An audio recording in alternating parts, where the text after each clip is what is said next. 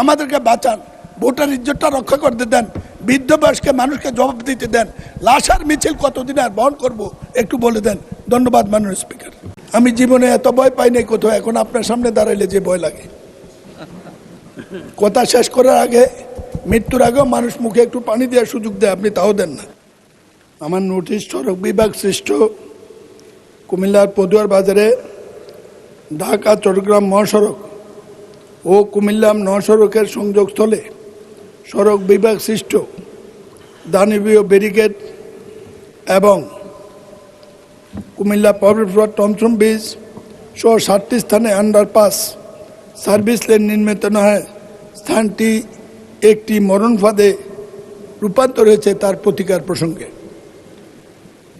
মাননীয় স্পিকার, ঢাকা চট্টগ্রাম মহাসড়ক ব্রিটিশ আমল থেকে বাংলাদেশের 1 নম্বর মহাসড়ক। পাকিস্তান আমলেও তাই ছিল, বাংলাদেশ আমলে তো বটেই। দুর্ভাগ্যজনক এই জাতির 2003-04 সালের আগে এই রাস্তাটি কেউ খেয়াল করেনি। দেশনেত্রী বেগম খালেদা জিয়া কুমিল্লা সফরের পরে, এরপরে তৎকালীন অর্থমন্ত্রী জনাব সাইফুর রহমান সফরের পরে এই রাস্তাটির জন্য যা চেয়েছে তাই বরাদ্দ সড়ক বিভাগকে দিয়েছে, কিন্তু কাজটা বাস্তবায়ন হয় নাই। আওয়ামী লীগ সরকারের সময় বাস্তবায়ন করতে গিয়ে এই রাস্তায় বরাদ্দকৃত টাকার চেয়ে।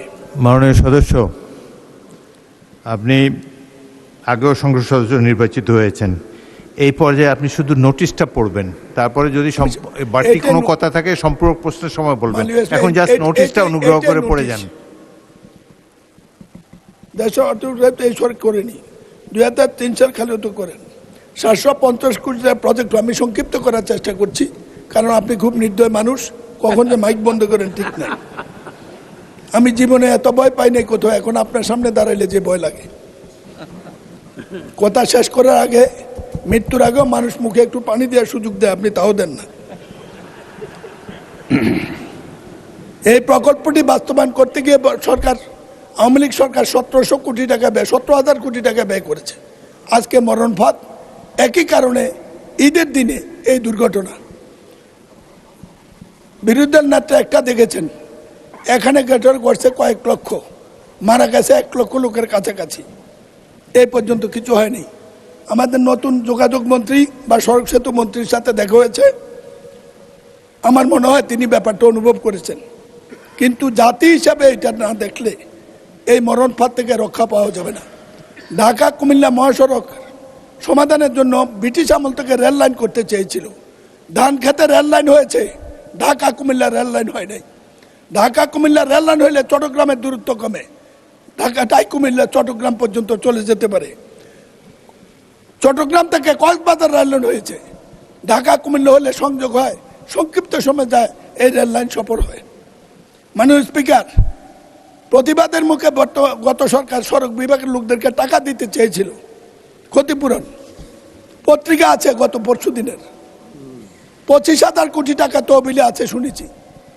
আমার এলাকার এই 16,000 লোকের মধ্যে যাদের লাশও আমরা পাইনি, ভর্তা পেয়েছি, ভর্তা, তাদের কোনো পরিবারকে 10 টাকাও দেওয়া হয় নাই। একটি অমানবিক মরণ ফাঁদ।